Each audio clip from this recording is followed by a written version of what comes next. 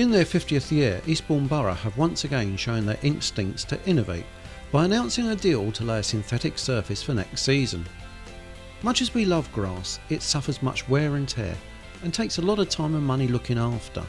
So a reliable synthetic surface must be the answer for many clubs where a reliable and reusable surface is crucial to maintain and build revenue.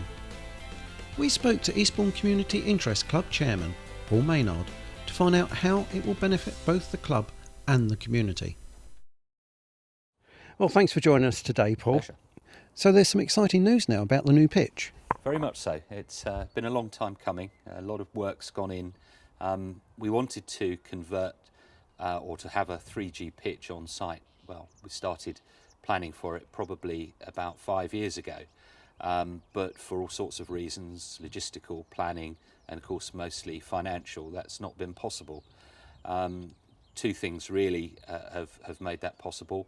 Firstly, some innovative funding models that we've been able to rely upon, and secondly, when the National League changed or announced the change last year of the rules that would allow us to play both in the National South and in the National Premier on a 3G pitch. So that paved the way really for us to make the conversion, which we're very excited about.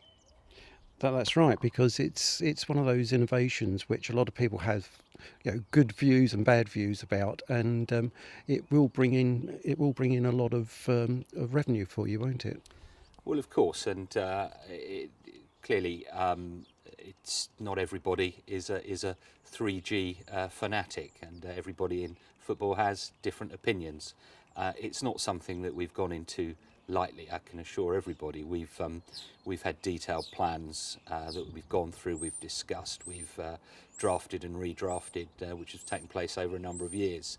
I've seen a lot of remarks that why aren't we putting the pitch outside? And of course, yes, we would love to have done that, and we've certainly looked at that.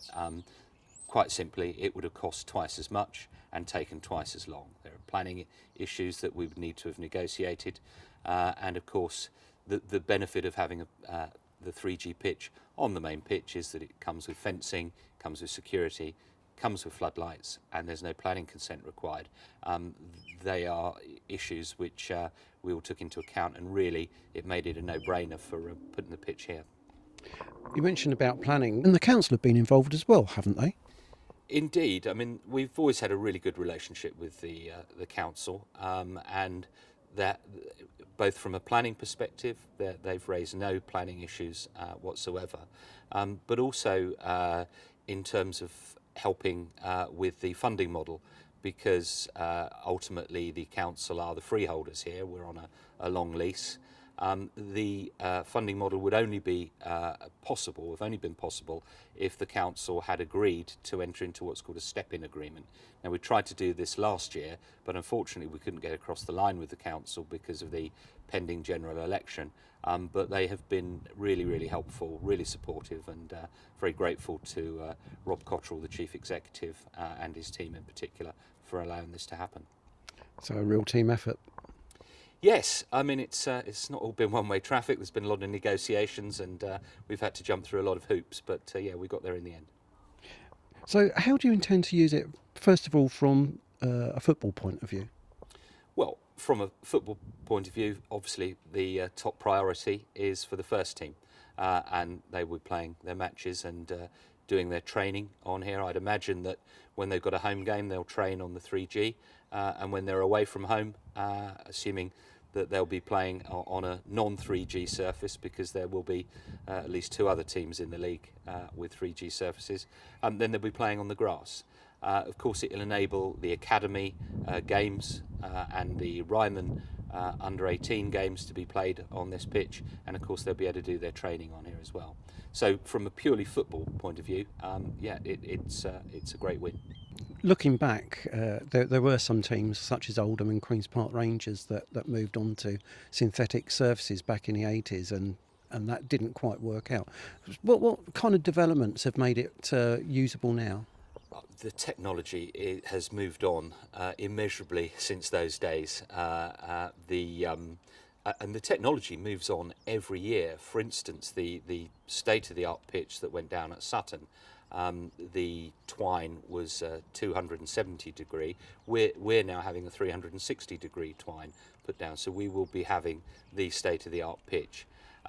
It is just it has to be subject to FIFA certification each year, where they will be testing bounce, ball roll, to ensure that it comes within very strict requirements, and we have to make sure that the pitch is properly maintained to match those.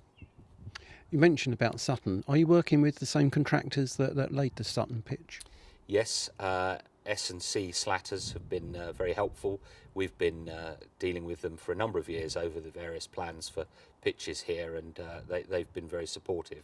They are one of the FA and FIFA and indeed World Rugby preferred suppliers, and they've got a great track record, and they're ultra professional. So that's the football side. I assume that also the academy will benefit from this as well.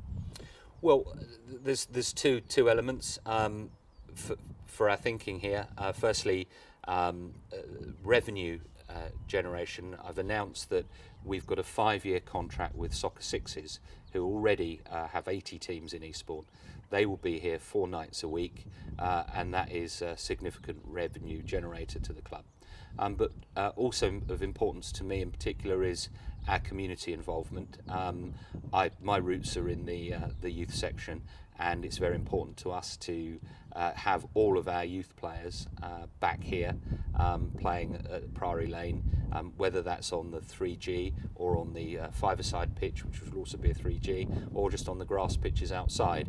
And that's all going to be possible. We've negotiated a deal with them to make that happen. We're also going to be announcing over the next few weeks significant expansion of our development centre, which will be run by Chris Agata from next season, our academy manager, and they're all going to be training and playing matches on this pitch as well. So it's enabled us to do the things that we've wanted to do for many years but haven't been able to do it just because of space and logistics. That sounds fantastic. And so there's so much more wider use that you can actually use, put this pitch to use for. Well, completely. And it will enable us to have cup finals, for instance, for the various leagues, charity and benevolent games. We will be able to host soccer camps, holiday camps, and FA coaching courses here. Of course, what that also means is that the general footfall through this club will be significantly increased. That would be both in terms of bar and food revenue, but also the general experience of clubs like Maydstone and Sutton is that the more people that come here and play on the pitch week in, week out, tend to come here on a Saturday, so that should also bolster the crowds. So within a week or two we'll be saying goodbye to grass here until Football League football comes to Eastbourne. Have you got any special plans to mark the last game on grass here? Well, there is actually a tournament for being held by Round Table for the late Barry Cheshire, who was a big footballing name in the community, and that's going to be on Sunday the 8th, so it's going to be quite a special occasion, and there'll be lots going on that day. The work then starts on the Monday and will be finished by the 15th of July, and then we hope to announce an opening fixture against a big name club on that Saturday the 16th. This is really exciting. Really looking forward to the close season and the introduction of the new pitch. Very much so. And just to go back on one of the things you say, well, the 3G will remain until at least we get to the Football League. The likelihood is that certainly League 2 will be voting to allow 3G pitches in this season, probably, but certainly next season. So potentially it could take us, it could be here for some years to come. So it's well future-proofed. Oh, absolutely. And the maintenance is key. We've got certain warranties from the manufacturer which all play into the business plan to make sure that this is entirely viable. So this is really just another step in the onward march that you mentioned in the 50th anniversary DVD. I think it's key. I think it's one of the most important steps that we could have taken that is available to us to enable us to have sustainable revenue that will really put this club where it belongs, which is, in my view, is in the Football League. Paul, this is really good news. Wish you well. Hope everything goes well with the laying of the pitch, and look forward to our first full match on artificial surfaces. Thanks, Graham. Look forward to seeing you then. Thank you.